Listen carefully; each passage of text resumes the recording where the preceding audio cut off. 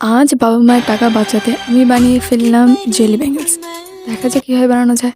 তো hello everyone, তো এটা বানানোর জন্য ফার্স্টে যা যা লাগবে তার মধ্যে সবচেয়ে ইম্পর্টেন্ট হলো একটা সুন্দর দেখে বোতল। আর এখানে বোতলের অনেক অনেক ঢের ছিল। আমি দেখো বোতল ফালিয়ে দিচ্ছি, আমার মনে হয় এখন জুতা ঝাড়ু নিয়ে মা এখানে চলে আসবে। তো এনিওয়ে, আর এখানে বোন বলছিল যে না দিলে আমাকে ভয় দেখাচ্ছিল।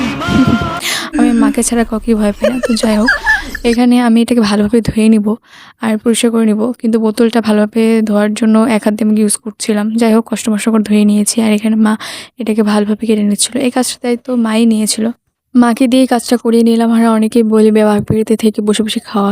আর আমি বাপের বাড়িতে থেকে সত্যি অনেক আরামে থাকি, কারণ আমি শ্বশুর বাড়ি থেকে কাজ তো করবোই চাকরির মতো। যাই হোক, এখানে অলরেডি মা এটাকে ভালোভাবে কেটে এভাবে কাটিং করে নিচ্ছিল। বাকি কাজটা আমি করব, কাটিংয়ের কাজটা মাই করবে। এখানে আমি আগুন ধরিয়ে দিয়েছিলাম, কারণ কিছু কিছু সময় কিছু কিছু লোককে এভাবে আগুন দিয়ে গলিয়ে নিতে হয়।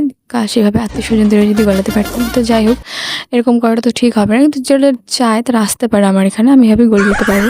আর এখানে গলিয়ে দিয়ে ভালোভাবে এটাকে কাটিং করে নিয়ে এখন এটা লাস্ট পার্ট যেটা মেন, সেটা হলো এভাবে তাওয়ার মধ্যে গরম করে করে এটাকে গোল গোল ঘুরিয়ে নিতে হবে।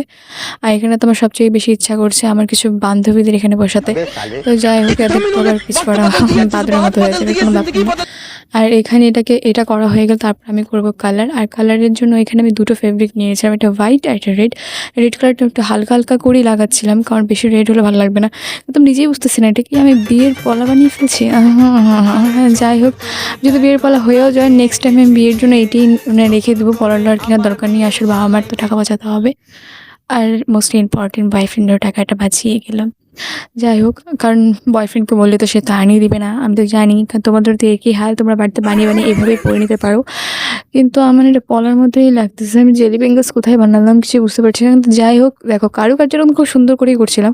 আমাকে তো সোনার গহনা দোকানেই রাখতে পারে। যাই হোক, আমাকে রাখলো না, কোনো ব্যাপার না। এই দেখো কত সুন্দর করে বানিয়ে ফেলেছি। তোমাদের কিরকম লাগলো অবশ্যই কমেন্টে লিখিয়ে দিও। Tata, bye bye.